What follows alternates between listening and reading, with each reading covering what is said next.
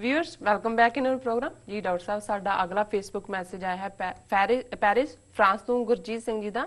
ਇਹ ਲਿਖਦੇ ਹਨ, ਇਹਦੇ 'ਚ ਕੋਈ ਸ਼ੱਕ ਨਹੀਂ ਹੈ ਕਿ ਬਾਦਲ ਚੰਦ ਸਿੱਖ ਕੌਮ ਦੀਆਂ ਮੰਗਾਂ ਦਾ ਡਰਾਮਾ ਕਰਦਾ ਹੈ ਅਤੇ ਹੁਣ ਵੀ ਉਹੀ ਕਰਨ ਦੀ ਕੋਸ਼ਿਸ਼ ਕਰ ਰਿਹਾ ਹੈ। ਪੰਜਾਬ ਦੀ ਸਿਆਸਤ 'ਚ ਜਦ ਤੱਕ ਕੋਈ ਸੱਚਾ ਸਿੱਖ ਕੌਮ ਦੇ ਹੱਕ 'ਚ ਨਹੀਂ ਖੜਦਾ ਉਦੋਂ ਤੱਕ ਸਿੱਖ ਕੌਮ ਆਰਐਸਐਸ ਦੇ ਬਾਦਲ ਚੰਦ ਦੀ ਰਹਿਨੁਮਾਈ ਹੇਠ ਗੁਲਾਮ ਹੀ ਰਹੇਗੀ ਅਤੇ ਸਿੱਖਾਂ ਦਾ ਕੌਮੀ ਘਰ ਬਣਨ ਦਾ ਸੁਪਨਾ ਕਦੇ ਪੂਰਾ ਨਹੀਂ ਹੋ ਸਕੇਗਾ। ਜੀ ਡਾਕਟਰ ਸਾਹਿਬ ਦੱਸੋ ਇਹਦਾ ਕੀ ਹੱਲ ਹੋ ਸਕਦਾ ਹੈ। ਜੀ ਡਾਕਟਰ ਸਾਹਿਬ। ਵੀਰ ਗੁਰਜੀਤ ਸਿੰਘ ਜੀ ਦਾ ਬਹੁਤ ਬਹੁਤ ਧੰਨਵਾਦ। ਉਹਨਾਂ ਨੇ ਸਾਨੂੰ ਪੈਰਿਸ ਫਰਾਂਸ ਤੋਂ ਲਿਖਿਆ ਜੀ। ਉਹਨਾਂ ਨੇ ਬਿਲਕੁਲ ਠੀਕ ਸਵਾਲ ਪੁੱਛਿਆ ਔਰ ਮੈਨੂੰ ਯਾਦ ਹੈ ਵੀ ਸਰ ਕਪੂਰ ਸਿੰਘ ਜਿਨ੍ਹਾਂ ਨੇ ਅਖੀਰਲੇ ਦਿਨ ਜਗਰਾਵਾਂ 'ਚ ਆਪਣੇ ਭਰਾ ਦੇ ਘਰ 'ਚ ਹੀ ਗੁਜ਼ਾਰੇ, ਬਿਮਾਰੀ ਦੀ ਹਾਲਤ ਸਨ, ਭਾਵੇਂ ਉਹਨਾਂ ਨੂੰ ਫਾਲੇਜ ਜਾਂ ਜਿਹੜਾ ਅਲਜ਼ਾਈਮਰ ਵਾਂਗ ਹੀ ਹੁੰਦਾ ਹੈ ਉਹ ਪਹਿਲਾਂ ਹੋ ਚੁੱਕਾ ਸੀ। ਉਹਨਾਂ ਦੀ ਕਰੰਟ ਮੈਮਰੀ ਨਹੀਂ ਸੀ, ਪਿਛਲੀਆਂ ਘਟਨਾਵਾਂ ਯਾਦ ਸੀ, ਲੇਕਿਨ ਮੈਂ ਮਿਲਦਾ ਰਿਹਾ ਉਸ ਦੌਰਾਨ ਉਹਨਾਂ ਨੂੰ ਜੀ। ਤੇ ਮੇਰੇ ਨਾਲ ਇੱਕ ਜਦੋਂ ਅਸੀਂ ਪਹਿਲੀ ਜਾਂ ਦੂਸਰੀ ਮਿਲਣੀ ਵੇਲੇ ਗਏ ਤਾਂ ਇੱਕ ਬੜੇ ਸਤਿਕਾਰਤ ਬਜ਼ੁਰਗ ਸਨ ਜਿਹੜੇ ਬੜੇ ਉੱਚ ਅਹੁਦੇ ਤੋਂ ਰਿਟਾਇਰ ਹੋਏ, ਉਹਨਾਂ ਦੇ ਨਾਲ ਉਹਨਾਂ ਦੀ ਨੇੜਤਾ ਵੀ ਸੀ ਸਰ ਕਪੂਰ ਸਿੰਘ ਹੋਰਾਂ ਨਾਲ।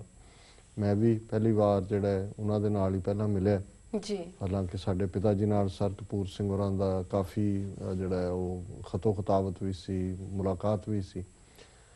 ਸੋ ਉਹਨਾਂ ਨੇ ਜਿਹੜੇ ਨਾਲ ਸੀ ਮੇਰੇ, ਉਹਨਾਂ ਨੇ ਜਦੋਂ ਉਹਨਾਂ ਨੂੰ ਖਾਲਿਸਤਾਨ ਦੀ ਔਰ ਇਹ ਸਾਰੀ ਗੱਲ ਔਰ ਅਸੀਂ ਇੱਕ ਕਾਊਂਟਰ ਵਾਈਟ ਪੇਪਰ ਸਰਕਾਰੀ ਵਾਈਟ ਪੇਪਰ ਦੇ ਜਵਾਬ 'ਚ ਉਦੋਂ ਛਾਪਿਆ ਸੀ, ਉਸ ਦੀ ਕਾਪੀ ਵੀ ਦਿੱਤੀ ਜੀ। ਤੇ ਉਹਨਾਂ ਨੇ ਇੱਕ ਸਵਾਲ ਪੁੱਛਿਆ ਜਿਹੜਾ ਆਲਮੋਸਟ ਜਦੋਂ ਇਹਨਾਂ ਨੇ ਸਵਾਲ ਕੀਤਾ ਤੇ ਉਹੀ ਸੀਨ ਮੇਰੇ ਜ਼ਿਹਨ ਦੇ ਵਿੱਚ ਉਭਰੇ ਜੀ। ਉਹਨਾਂ ਨੇ ਕਿਹਾ ਕਿ ਵੀ ਉਹਨਾਂ ਦਾ ਨਾਂ ਲੈ ਕੇ, ਮੈਂ ਨਾਂ ਨਹੀਂ ਲੈਣਾ ਚਾਹੁੰਦਾ, ਕਿ ਤੁਸੀਂ ਖਾਲਿਸਤਾਨ ਤਾਂ ਮਿਥ ਲਿਆ, ਨਿਸ਼ਾਨਾ ਵੀ ਬਣਾਓਗੇ, ਪਰ ਉਹ ਲੀਡਰਸ਼ਿਪ ਕਿੱਥੋਂ ਲਿਆਓਗੇ ਜਿਹਨੇ ਖਾਲਿਸਤਾਨ ਬਣਾਉਣਾ। ਜੀ ਜੀ। ਹੁਣ ਹਾਲਾਂ ਸਾਨੂੰ ਉਦੋਂ ਜੁਝਾਰੂ ਲਹਿਰ ਦੀ ਸ਼ੁਰੂਆਤ ਵੀ ਸੀ ਔਰ ਹੋਰ ਵੀ ਬਹੁਤ ਸਾਰੇ ਨਾਂ ਉੱਭਰਦੇ ਸੀ। ਫਿਰ ਕਿਉਂਕਿ ਉਹ ਗੱਲ ਨੂੰ ਰਿਪੀਟ ਕਰਦੇ ਸੀ, ਫਿਰ ਉਹਨਾਂ ਨੇ 2-4 ਮਿੰਟ ਬਾਅਦ ਜਦੋਂ ਗੱਲਾਂ ਇੱਧਰਲੇ ਉੱਧਰਲੀਆਂ ਹੋਈਆਂ ਔਰ ਉਹਨਾਂ ਨੇ ਜੋ ਕੁਛ ਨਵੰਬਰ 84 'ਚ ਹੋਇਆ ਉਹਦੇ ਲਈ ਅਥਰੂ ਵਗਾਏ ਔਰ ਬਹੁਤ ਗਮਗੀਨ ਹੋਏ, ਫਿਰ ਉਹਦੇ ਵੱਲ ਕਰਕੇ ਕਹਿਣ ਲੱਗੇ ਕਿ ਵੀ ਉਹ ਲੀਡਰਸ਼ਿਪ ਕਿੱਥੋਂ ਲਿਆਓਗੇ ਜਿਹਨੇ ਖਾਲਿਸਤਾਨ ਬਣਾਉਣਾ। ਜੀ ਜੀ। ਔਰ ਤੀਸਰੀ ਵਾਰ ਫਿਰ ਉਹਨਾਂ ਨੇ ਆਪਣੇ ਬੜੇ ਜਿਹੜਾ ਉਹਨਾਂ ਦਾ ਆਪਣਾ ਅੰਦਾਜ਼ ਸੀ ਉਹਦੇ 'ਚ ਅਕਾਲੀਆਂ ਪ੍ਰਤੀ ਇੱਕ ਚੰਗਾ ਮੋਟਾ ਅਪਸ਼ਬਦ ਵਰਤ ਕੇ ਉਹਨਾਂ ਨੇ ਕਿਹਾ ਕਿ ਵੀ ਜਦੋਂ ਤੱਕ ਇਹਨਾਂ ਤੋਂ ਤੁਸੀਂ ਛੁਟਕਾਰਾ ਨਹੀਂ ਪਾਉਂਦੇ, ਇਹਨਾਂ ਦਾ ਐਂਡ ਨਹੀਂ ਹੁੰਦਾ ਕਿਸੇ ਤਰ੍ਹਾਂ, ਉਦੋਂ ਤੱਕ ਇਹਨਾਂ ਨੇ ਸਿੱਖਾਂ ਦਾ ਕੁਝ ਨਹੀਂ ਬਣਨ ਦੇਣਾ। ਜੀ ਬਿਲਕੁਲ। ਸੋ ਮੈਂ ਕਈ ਵਾਰ ਦੇਖਦਾ ਔਰ ਇਹੀ ਗੱਲ ਹਾਲਾਂ ਇਹ ਮੇਰੇ ਸਾਹਮਣੇ ਤਾਂ ਨਹੀਂ ਵਾਪਰੀ, ਇਹ ਗੱਲ ਸ਼ਾਇਦ ਭਾਈ ਗਜਿੰਦਰ ਸਿੰਘ ਹੋਰਾਂ ਨੇ ਦਲ ਖਾਲਸਾ ਨਾਲ ਜਿਹੜੇ ਸੰਬੰਧਿਤ ਨੇ ਕਿਤੇ ਲਿਖੀ ਹੈ ਜਾਂ ਉਹਨਾਂ ਦੇ ਕਿਸੇ ਆਰਟੀਕਲ 'ਚ ਜਾਂ ਕਿਸੇ ਹੋਰ ਥਾਂ 'ਤੇ ਵੀ ਹੈ ਕਿ ਉਹਦੇ 'ਚ ਜਦੋਂ ਸੰਤ ਜਰਨੈਲ ਸਿੰਘ ਪਿੰਡਾਂ ਵਾਲਿਆਂ ਨੂੰ ਮਿਲ ਕੇ ਸਰ ਕਪੂਰ ਸਿੰਘ ਆਏ ਜਾਂ ਉਹਨਾਂ ਦੀ ਚਰਚਾ ਜਦੋਂ ਨੌਜਵਾਨ ਜਿਹੜੇ ਉਤਸ਼ਾਹ 'ਚ ਸਨ ਔਰ ਉਹਨਾਂ 'ਚ ਸੰਤਾਂ 'ਚ ਇੱਕ ਰੋਲ ਮਾਡਲ ਲੀਡਰ ਦੇਖਦੇ ਸਨ, ਉਹਨਾਂ ਦਾ ਜ਼ਿਕਰ ਜਾਂ ਹਵਾਲਾ ਉਹਨਾਂ ਨੇ ਉਹਨਾਂ ਨੂੰ ਦਿੱਤਾ ਜਾਂ ਕਿਹਾ, ਉਹਨਾਂ ਨੇ ਕਿਹਾ ਕਿ ਵੀ ਉਹ ਬਹੁਤ ਸਚਿਆਰੇ ਆਦਮੀ ਨੇ, ਪਰ ਇਹਨਾਂ ਅਕਾਲੀਆਂ ਨੇ ਸੰਤ ਜਰਨੈਲ ਸਿੰਘ ਨੂੰ ਮਰਵਾ ਦੇਣਾ ਔਰ ਸਾਡਾ ਕੁਛ ਨਹੀਂ ਬਣ ਦੇਣਾ ਇਹਨਾਂ ਨੇ। ਜੀ। ਸੋ ਜ਼ਾਹਰ ਹੈ ਕਿ ਜਿਵੇਂ ਦੀ ਉਹਨਾਂ ਦਾ ਵਾਹ ਵਾਸਤਾ 47 ਤੋਂ ਪਹਿਲਾਂ ਵੀ ਬਾਅਦ 'ਚ ਵੀ ਰਿਹਾ, ਉਹਨਾਂ ਦੇ ਸਾਹਮਣੇ ਉਹ ਸਾਰਾ ਸੀਨ ਸੀ ਕਿ ਵੀ ਕੀ ਪਾਰਟ ਹੈ। ਸੋ ਅੱਜ ਵੀ ਇਹਦੇ 'ਚ ਕੋਈ ਸ਼ੱਕ ਨਹੀਂ ਹੈ। ਬੇਸ਼ੱਕ ਜਦੋਂ ਕੋਈ ਗੱਲ ਪੋਜ਼ੀਟਿਵ ਹੁੰਦੀ ਹੈ ਸਾਨੂੰ ਵੀ ਥੋੜ੍ਹਾ ਬਹੁਤ ਉਤਸ਼ਾਹ ਹੁੰਦਾ ਹੈ, ਜਿਵੇਂ ਹੁਣ ਆਰਟੀਕਲ 25 ਦੇ ਉੱਤੇ ਜਾਂ ਹੁਣ ਉਹ ਪੈਟੀਸ਼ਨ ਹੈ, ਜਿਵੇਂ ਮੈਂ ਆਪਣੀ ਅੱਜ ਦੀ ਲਿਖਤ 'ਚ ਵੀ ਲਿਖਿਆ, ਮੈਂ ਕਿਹਾ ਜੀ ਇਹ ਬੇਈਮਾਨ ਨੇ, ਬਾਦਲ ਨੇ 1993 'ਚ ਜਿਹੜਾ ਮੈਮੋਰੈਂਡਮ ਉਸ ਵੇਲੇ ਯੂਨਾਈਟਿਡ ਨੇਸ਼ਨਸ ਦਾ ਸੈਕਟਰੀ ਜਨਰਲ ਬੂਟਰੋਸ ਗਾਲੀ ਦਿੱਲੀ ਆਇਆ ਸੀ ਤੇ ਇਹਨਾਂ ਨੇ ਦਿੱਤਾ ਸੀ, ਜਿਹਦੇ 'ਚ ਬਾਦਲ ਦੇ ਦਸਤਖਤ ਨੇ, ਕੈਪਟਨ ਅਮਰਿੰਦਰ ਸਿੰਘ, ਸੁਰਜੀਤ ਸਿੰਘ ਬਰਨਾਲਾ, ਸਰ ਸਿਮਰਨਜੀਤ ਸਿੰਘ ਮਾਨ, ਗੁਰਚਰਨ ਸਿੰਘ ਟੌੜਾ, ਇੱਕ ਅੱਧਾ ਸ਼ਾਇਦ ਕੋਈ ਹੋਰ ਹੋਵੇਗਾ, ਔਰ ਉਹਦੇ 'ਚ ਮੰਗ ਕੀਤੀ ਹੋਈ ਸੀ UN ਸੈਕਟਰੀ ਜਨਰਲ ਤੋਂ ਕਿ ਭਾਈ ਸਿੱਖਾਂ ਨੂੰ ਰਾਈਟ ਆਫ ਸੈਲਫ ਡਿਟਰਮੀਨੇਸ਼ਨ ਦਿੱਤਾ ਜਾਏ, ਸਵੈ ਨਿਰਣੇ ਦਾ ਹੱਕ ਦਿੱਤਾ ਜਾਏ।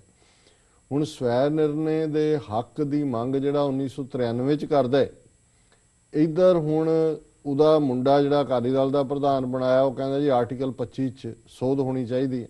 ਜੀ ਜੀ ਤੇ ਜਿਹੜੀ ਪਟੀਸ਼ਨ ਦੇ ਉੱਤੇ ਸ਼੍ਰੋਮਣੀ ਕਮੇਟੀ ਔਰ ਦੂਜਿਆਂ ਨੇ ਵੀ ਦਸਤਖਤ ਕੀਤੇ ਨੇ, ਸਿੱਖਸ ਫਾਰ ਜਸਟਿਸ ਨੇ, ਅਸੀਂ ਵੀ ਇਥੋਂ ਇਸ ਨੂੰ ਫੁੱਲ ਬੈਕਿੰਗ ਕੀਤੀ। ਹੁਣ ਉਹਦੇ 3 ਪਾਰਟ ਨੇ ਕਿ ਭਾਈ ਅਸੀਂ ਸੰਵਿਧਾਨ ਤੇ ਦਸਤਖਤ ਨਹੀਂ ਕੀਤੇ, ਸਾਡੀ ਨਸਲਕੁਸ਼ੀ ਤੋਂ ਬਾਅਦ ਨਸਲਕੁਸ਼ੀ ਹੋਈ ਹੈ, ਆਰਟੀਕਲ 25 ਸੈਕਸ਼ਨ 20 ਸਾਨੂੰ ਹਿੰਦੂ ਗਰਦਾਨਦ ਹੈ, ਔਰ ਓਬਾਮਾ ਜਿਹੜਾ ਜਦੋਂ ਜਾਏਗਾ ਇਹ ਗੱਲ ਰਾਈਟ ਆਫ ਸੈਲਫ ਡਿਟਰਮੀਨੇਸ਼ਨ ਦੀ ਕਰੇ, ਔਰ ਇਹ ਪੁੱਛੇ ਉਹਨੂੰ ਵੀ ਸਾਨੂੰ ਹਿੰਦੂ ਕਿਉਂ ਬਣਾਇਆ, ਔਰ ਅਸੀਂ ਇਹਨਾਂ ਦੇ ਸੰਵਿਧਾਨ ਨੂੰ ਨਹੀਂ ਮੰਨਦੇ। ਸੋ ਗੱਲ ਜ਼ਾਹਰ ਹੈ ਕਿ ਜਿਹੜਾ ਉਸ ਦਾ ਜਸਟ ਹੈ ਪੈਟੀਸ਼ਨ ਦਾ, ਉਹ ਆਰਟੀਕਲ 25B ਨਹੀਂ ਹੈ, ਉਹ ਜਿਹੜਾ ਨਸਲਕੁਸ਼ੀਆਂ ਦੀ ਕਹਾਣੀ ਬਿਆਨ, ਉਹਦੀ just right of self determination ਹੈ, ਆਤਮ ਨਿਰਣੇ ਦਾ ਹੱਕ।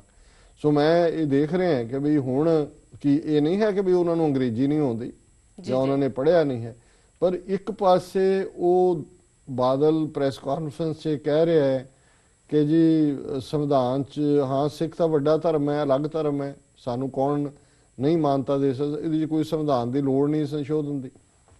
ਦੂਜੇ ਬੰਨੇ ਇੱਧਰ ਵੀ ਓਪਨ ਕਰ ਲਈ ਹੈ ਗੱਲ, 93 ਤੋਂ ਬਾਅਦ ਪਹਿਲੀ ਵਾਰ ਉਹਨਾਂ ਦੇ ਜਿਹੜੇ ਨੇ ਉਹ ਰਾਈਟ ਆਫ ਸੈਲਫ ਡਿਟਰਮੀਨੇਸ਼ਨ ਦੇ ਉੱਤੇ ਦਸਤਖਤ ਕਰ ਰਹੇ ਨੇ ਔਰ ਕਰਵਾ ਰਹੇ ਨੇ। ਸੋ ਇਹ ਬੇਈਮਾਨੀ ਦੀ ਸਿਖਰ ਹੁੰਦੀ ਹੈ। ਤੁਹਾਨੂੰ ਇੱਕ ਪੁੱਜ ਕੇ ਜਿਹੜਾ ਬੰਦਾ ਵਿਰੋਧੀ ਹੈ, ਜਿਹਦਾ ਤੁਹਾਨੂੰ ਪਤਾ ਹੈ ਕੀ ਹੈ, ਉਹਦੇ ਨਾਲ ਡੀਲ ਕਰਨਾ ਔਖਾ ਨਹੀਂ ਲੱਗਦਾ ਹੈ। ਇਸ ਕਿਸਮ ਦੇ ਬੇਈਮਾਨਾਂ ਦੇ ਨਾਲ ਡੀਲ ਕਰਨਾ ਜਿਹੜਾ ਹੈ ਉਹ ਸੌਖਾ ਨਹੀਂ ਹੈ, ਔਰ ਕੌਮ ਬਾਰ-ਬਾਰ ਭੁਲੇਖੇ 'ਚ ਆਉਂਦੀ ਹੈ, ਕਦੇ ਇੱਕ ਵਾਰ ਇਤਬਾਰ ਹੁੰਦਾ ਹੈ, ਦੂਜੀ ਵਾਰ ਹੁੰਦਾ ਹੈ। ਔਰ ਮੇਰੇ ਕੋਲ ਕੁਛ ਨਹੀਂ ਹੈ ਕਹਿਣ ਨੂੰ ਜਦੋਂ ਉਹਨਾਂ ਨੇ ਕਿਹਾ ਕਿ ਵੀ ਜਦੋਂ ਤੱਕ ਸੱਚਾ ਸਿੱਖ ਕੋਈ ਰਹਿਨੁਮਾ ਨਹੀਂ ਬਣਦਾ, ਔਰ ਇਹਦੇ 'ਚ ਮੈਂ ਥੋੜੀ ਜਿਹੀ ਕਰੈਕਸ਼ਨ ਜ਼ਰੂਰ ਕਰਨਾ ਚਾਹੁੰਦਾ। ਮੈਂ ਇਹ ਸਮਝਦਾ ਵੀ ਇਹ ਗੱਲ ਸਿਰਫ ਇੱਕ ਇੰਡੀਵਿਜੂਅਲ ਦੀ ਨਹੀਂ ਹੈ। ਉੱਥੇ ਉਹਨਾਂ ਨੇ ਹੁਣ ਕੋਈ ਵੀ ਸੰਤ ਪਿੰਡਾਂ ਵਾਲਿਆਂ ਵਾਂਗ ਜਿਹੜਾ ਸੱਚਾ ਸੁੱਚਾ ਸਿੱਖ ਹੈ ਉਹਨੂੰ ਉਭਰਨ ਵੀ ਨਹੀਂ ਦੇਣਾ ਹੈ। ਉਸ ਦੇ ਨਾਲ ਕੁਛ ਨਾ ਕੁਛ ਸਰ ਸਿਮਰਨਜੀਤ ਸਿੰਘ ਮਾਨ ਬੜੇ ਸਤਤ ਖਾਲਿਸਤਾਨ ਦੇ ਲਈ ਖਲੋਤੇ ਨੇ, ਆਵਾਜ਼ ਉਠਾਉਂਦੇ ਨੇ, ਔਰ ਉਹਨਾਂ ਦੀ ਕੋਈ ਪਰਸਨਲ ਇੰਟੈਗ੍ਰਿਟੀ ਦੇ ਉੱਤੇ ਕੋਈ ਸਵਾਲੀਆ ਨਿਸ਼ਾਨ ਨਹੀਂ। ਲੇਕਿਨ ਇਹਦੇ ਬਾਵਜੂਦ ਜਿਨ੍ਹਾਂ ਦੇ ਕੋਲ ਕੰਟਰੋਲ ਹੈ, ਮੀਡੀਆ ਹੈ, ਦੂਸਰੇ ਲੋਕ ਨੇ, ਉਹ ਕਿਸ ਤਰੀਕੇ ਨਾਲ ਪ੍ਰੋਜੈਕਟ ਕਰਨਗੇ ਕਿ ਵੀ ਤੁਸੀਂ ਇਸ ਦੇ ਬਾਵਜੂਦ ਕਿ ਤੁਸੀਂ ਕਮਿਟਡ ਹੋ, ਤੁਹਾਨੂੰ ਉਹ ਇੱਕ ਵੀਕ ਜਿਹੜਾ ਪਰਸਨ ਦੇ ਤੌਰ ਤੇ ਔਰ ਉਹਦੇ 'ਚ ਕੁਛ ਨਾ ਕੁਛ ਰਲਾ ਕਰਕੇ ਜਾਂ ਕਿਸੇ ਕਹਾਣੀ ਨੂੰ ਐਗਜ਼ੈਜਰੇਟ ਕਰਕੇ ਅਸਲੀ ਗੱਲ ਨੂੰ ਦਬਾ ਕੇ ਉਹ ਕਰਨਗੇ। ਪਰ ਇਹਦੇ 'ਚ ਜਿਹੜੇ ਇਹਨਾਂ ਦਾ ਆਰਗੂਮੈਂਟ ਹੈ ਕਿ ਵੀ ਜਦੋਂ ਤੱਕ ਇਹ ਬਾਦਲ ਲੀਡਰਸ਼ਿਪ ਦੇ ਥੱਲੇ ਜਿਹੜਾ ਪੰਥ ਇਹਨਾਂ ਦੀ ਗ੍ਰਿਪ 'ਚ ਫਸਿਆ ਹੋਇਆ, ਜਦੋਂ ਤੱਕ ਇਹਨਾਂ ਤੋਂ ਛੁਟਕਾਰਾ ਨਹੀਂ ਹੁੰਦਾ, ਜੇ ਨਵੀਂ ਲੀਡਰਸ਼ਿਪ ਵੀ ਉੱਭਰਨੀ ਹੈ ਤੇ ਉਹਦੇ ਲਈ ਜਿਹੜੀ ਐਗਜ਼ਿਸਟਿੰਗ ਹੈ ਉਸ ਦਾ ਲਾਂਭੇ ਹੋਣਾ ਬੜਾ ਜ਼ਰੂਰੀ ਹੈ। ਨਹੀਂ ਤਾਂ ਇਹਨਾਂ ਨੇ ਤਾਂ ਟੱਬਰਵਾਦ ਸ਼ੁਰੂ ਕਰ ਲਿਆ। ਹੁਣ ਕਿਸ ਤਰੀਕੇ ਨਾਲ ਸਾਰੇ ਟੱਬਰ ਨੇ ਕੰਟਰੋਲ ਕੀਤਾ ਹੋਇਆ ਹੈ, ਸੁਖਬੀਰ ਬਾਦਲ, ਬਿਕਰਮਜੀਤ ਮਜੀਠਾ, ਹਰਸਿਮਰਤ ਕੌਰ, ਅੱਗੋਂ ਉਹਨਾਂ ਦੇ ਨਿਆਣੇ ਵੀ ਤਿਆਰ ਹੋ ਰਹੇ ਨੇ। ਸੋ ਇਹਨਾਂ ਨੇ ਤਾਂ ਆਪਣੀ ਜਗੀਰ ਬਣਾਇਆ ਹੋਇਆ। ਸੋ ਕੁੱਲ ਮਿਲਾ ਕੇ ਇਹਦੇ 'ਚ ਕੋਈ ਸ਼ੱਕ ਨਹੀਂ ਕਿ ਵੀ ਇਹ ਸਾਰੇ ਦਾ ਸਾਰਾ ਜਿਹੜਾ ਕੋੜਮੈ ਇਹ ਪੰਥ ਦਾ ਜਿੰਨਾ ਨੁਕਸਾਨ ਇਹਨਾਂ ਨੇ ਕੀਤਾ ਬਾਦਲ ਨੇ। ਔਰ ਅੱਜ ਹੀ ਮੈਂ ਤੁਰਦੇ ਤੁਰਦੇ ਖਬਰ ਦੇਖ ਰਿਹਾ ਸੀ, ਮੈਂ ਡਿਟੇਲ ਤਾਂ ਨਹੀਂ ਦੇਖੀ, ਅਸੈਂਬਲੀ 'ਚ ਬਿਕਰਮਜੀਤ ਮਜੀਠੀ ਦੇ ਮੁੱਦੇ ਤੇ ਕਾਂਗਰਸ ਨੇ ਨੋ ਕੌਨਫੀਡੈਂਸ ਮੋਸ਼ਨ ਲਿਆਂਦਾ ਸੀ, ਉਹ ਤਾਂ ਫੇਲ ਹੋਇਆ। ਤੇ ਉਹ ਸ਼ਾਇਦ ਉਸ ਦੌਰਾਨ ਜਾਂ ਬਾਅਦ 'ਚੋਂ ਕਹਿੰਦਾ ਸੀ ਕਿ ਮੈਂ ਸੁਖਬੀਰ ਨੂੰ ਇਹ ਕਹਿ ਚੱਲਿਆ ਕਿ ਮੇਰੇ ਬਾਅਦ ਵੀ ਕਦੇ ਬੀਜੇਪੀ ਦਾ ਸਾਥ ਨਹੀਂ ਛੱਡਣਾ। ਹੁਣ ਜੇ ਅਪਰੋਚ ਇਹ ਹੈ, ਉਹ ਦੱਸ ਤਾਂ ਉਹਨਾਂ ਨੂੰ ਹੀ ਰਿਹਾ, ਹਾਲਾਂਕਿ ਇਹਦੇ ਬਾਵਜੂਦ ਉਹ ਕਿੰਨੀਆਂ ਲੇਲੜੀਆਂ ਕੱਢ ਰਿਹਾ। ਬੀਜੇਪੀ ਦੇ ਪ੍ਰੈਜ਼ੀਡੈਂਟ ਨੇ ਫਿਰ ਵੀ ਕਿਹਾ ਕਿ ਨਹੀਂ, ਬਿਕਰਮਜੀਤ ਮਜੀਠੀਆ ਨੂੰ ਅਸਤੀਫਾ ਦੇਣਾ ਚਾਹੀਦਾ। ਅੱਧੇ ਕੁਝ ਬੋਲ ਰਹੇ ਨੇ, ਅੱਧੇ ਕੁਝ ਬੋਲ ਰਹੇ ਨੇ। ਸੋ ਹੁਣ ਜੰਮੂ ਕਸ਼ਮੀਰ ਦੇ ਨਤੀਜਿਆਂ ਤੋਂ ਬਾਅਦ ਹੋ ਸਕਦਾ ਪ੍ਰੈਸ਼ਰ ਇਹਨਾਂ ਤੇ ਬੀਜੇਪੀ ਦਾ ਹੋਰ ਵੀ ਘਟ ਜਾਏ ਜੀ, ਕਿਉਂਕਿ ਉਹਨਾਂ ਨੂੰ ਵੀ ਲੱਗਦਾ ਕਿ ਵੀ ਇਹ ਏਡੀ ਸੌਖੀ ਖੇਡ ਨਹੀਂ ਹੈ ਕਿ ਵੀ ਜੇ ਕਸ਼ਮੀਰ ਵਾਦੀ 'ਚ ਖਾਤਾ ਵੀ ਨਹੀਂ ਖੋਲ ਸਕੇ ਤੇ ਪੰਜਾਬ 'ਚ ਤੁਸੀਂ ਸਿੱਖ ਕਨਸਟੀਚੁਐਂਸੀ ਨੂੰ ਜਿਹੜਾ ਹੈ ਉਹ ਇਸ ਤਰ੍ਹਾਂ ਮੂਰਖ ਨਹੀਂ ਬਣਾ ਸਕਦੇ। ਸੋ ਮੇਬੀ ਬਾਦਲ ਨੂੰ ਹੋਰ ਵਰਤ ਲੈਣ ਸਾਲ 2 ਸਾਲ ਅੱਗੋਂ ਤੱਕ ਜਾਣ ਲਈ। ਪਰ ਕੁੱਲ ਮਿਲਾ ਕੇ ਮੈਂ ਸਮਝਦਾ ਵੀ ਇਹ ਬੜੇ ਵੱਡੇ ਪੰਥ ਦੋਖੀ ਨੇ ਔਰ ਇਹਨਾਂ ਨੇ ਸਿੱਖਾਂ ਦਾ ਬਹੁਤ ਨੁਕਸਾਨ ਕੀਤਾ ਹੈ ਜੀ, ਜਿਹੜਾ ਸ਼ਾਇਦ ਹੋਰ ਕੋਈ ਵੀ 5 ਸਦੀਆਂ ਦੀ ਸਿੱਖ ਹਿਸਟਰੀ 'ਚ ਨਹੀਂ ਕਰ ਸਕਦਾ। ਜੀ ਡਾਕਟਰ ਸਾਹਿਬ, ਬਿਲਕੁਲ।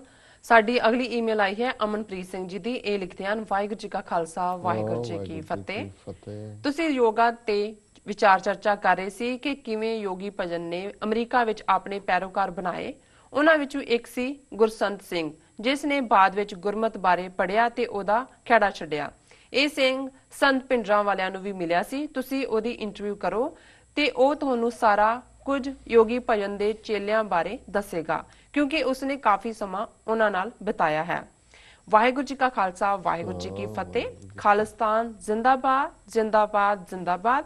संत जरनैल सिंह जिंदाबाद जिंदाबाद जिंदाबाद, टीवी 84 जिंदाबाद जिंदाबाद जिंदाबाद, अमरजीत सिंह जिंदाबाद जिंदाबाद जिंदाबाद। जी डॉक्टर साहब। ਦੇਖੋ ਜੀ ਇਹਨਾਂ ਦੀ ਮਿਹਰਬਾਨੀ ਹੈ, ਉਹਨਾਂ ਨੇ ਇੰਨੇ ਕੁ ਜ਼ਿੰਦਾਬਾਦ ਕਹਿ ਦਿੱਤੇ ਵੀ ਮੈਂ ਗਿਣਦਾ ਹੀ ਰਹਿ ਗਿਆ, ਇਸ ਲਈ ਹੁਣ ਮੈਂ ਅੱਗੋਂ ਉਨੀ ਡਬਲ ਨਹੀਂ ਕਹਿ ਸਕਣਾ, ਪਰ ਜ਼ਿੰਦਾਬਾਦ ਜ਼ਿੰਦਾਬਾਦ जी ਉਹਦੇ ਚ ਮੈਂ ਸਮਝਦਾ ਵੀ ਪੰਥ ਹੀ ਜ਼ਿੰਦਾਬਾਦ।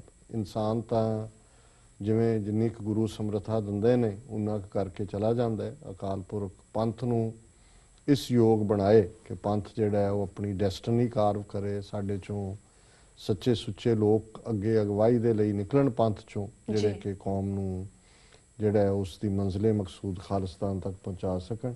ਸੋ ਉਹਨਾਂ ਨੇ ਕਿਉਂਕਿ ਅਸੀਂ ਯੋਗਾ ਦੇ ਹਵਾਲੇ ਨਾਲ ਗੱਲ ਕੀਤੀ ਸੀ ਕਿ ਕਿਵੇਂ ਕੁੰਡਲਨੀ ਯੋਗਾ ਵਿੱਚ ਲਿਆਂਦਾ ਔਰ ਕਿਵੇਂ ਜਿਹੜਾ ਹੈ ਉਸ ਨੂੰ ਅੱਜ ਕਿਵੇਂ ਵੇਚਿਆ ਜਾ ਰਿਹਾ, ਸੋ ਉਹਨਾਂ ਨੇ ਉਸ ਹਵਾਲੇ ਨਾਲ ਹੀ ਗੱਲ ਕੀਤੀ ਹੈ। ਔਰ ਇਹਦੇ 'ਚ ਗੁਰਸੰਤ ਸਿੰਘ ਬਾਰੇ ਮੈਂ ਜਾਣਦਾ, ਉਹਨਾਂ ਦਾ ਕਾਫੀ ਕਈ ਵਾਰੀ ਜ਼ਿਆਦਾ ਹੀ ਨੈਗੇਟਿਵ ਵੀ ਹੁੰਦਾ, ਪਰ ਉਹਨਾਂ ਨੇ ਤੱਤ ਗੁਰਮਤ ਨੂੰ ਪਛਾਣਿਆ ਔਰ ਯੋਗੀ ਭਜਨ ਬਾਰੇ ਉਹਨਾਂ ਦਾ ਵੀ ਕਾਫੀ ਨਾ ਪੱਖੀ ਉਹ ਹੈ, ਉਹਨਾਂ ਨੇ ਬਹੁਤ ਕੁਝ ਉਹ ਅੰਦਰੂਨੀ ਜਾਣਕਾਰੀ ਵੀ ਰੱਖਦੇ ਨੇ। ਅਸੀਂ ਕਦੇ ਵੀ ਇਸ ਕਿਸਮ ਦੀ ਸਾਡੀ ਕੋਸ਼ਿਸ਼ ਨਹੀਂ ਹੈ ਕਿ ਅਸੀਂ ਕਿਸੇ ਬਾਰੇ ਕੋਈ ਪਰਸਨਲ ਉਸ ਦੇ ਲਾਈਏ, ਪਰ ਕਿਉਂਕਿ ਜਿਹੜਾ ਇਸ਼ੂ ਸਿਧਾਂਤਕ ਹੈ, ਯੋਗਾ ਦੇ ਨਾਲ ਸਿੱਖੀ ਦਾ ਕੋਈ ਸੰਬੰਧ ਨਹੀਂ ਹੈ जी ਔਰ ਕਿਵੇਂ ਕੁੰਡਲਨੀ ਯੋਗਾ ਲਿਆ ਕੇ ਵਿੱਚ ਬਾੜਿਆ ਗਿਆ ਉਸ ਦੇ ਉੱਤੇ ਹੀ ਅਸੀਂ ਚਰਚਾ ਕੀਤੀ ਹੈ। ਸੋ ਅਸੀਂ ਕਿਉਂਕਿ ਗੁਰਸੰਤ ਸਿੰਘ ਹੋਰਾਂ ਦਾ ਕਾਫੀ ਕੁਝ ਇੰਟਰਨੈਟ ਦੇ ਉੱਤੇ ਵੀ ਅਵੇਲੇਬਲ ਹੈ ਔਰ ਮੇਰਾ ਖਿਆਲ ਹੈ ਵੀ ਦਰਸ਼ਕ ਸਾਡੇ ਜੇ ਹੋਰ ਵੇਰਵਾ ਜਾਣਨਾ ਚਾਹਣ ਤੇ ਇਹਨਾਂ ਦਾ ਨਾਂ ਗੂਗਲ ਕਰਕੇ ਉਹ ਹੋਰ ਵੀ ਜਾਣਕਾਰੀ ਲੈ ਸਕਦੇ ਨੇ। ਔਰ ਇਹਨਾਂ ਦਾ ਵੀ ਰਮਨਪ੍ਰੀਤ ਸਿੰਘ ਜੀ ਦਾ ਬਹੁਤ ਬਹੁਤ ਧੰਨਵਾਦ। ਜੀ ਡਾਕਟਰ ਸਾਹਿਬ, ਤੁਹਾਡਾ ਬਹੁਤ ਬਹੁਤ ਧੰਨਵਾਦ। ਇਸ ਦੇ ਨਾਲ ਲੈਣੇ ਬ੍ਰੇਕ।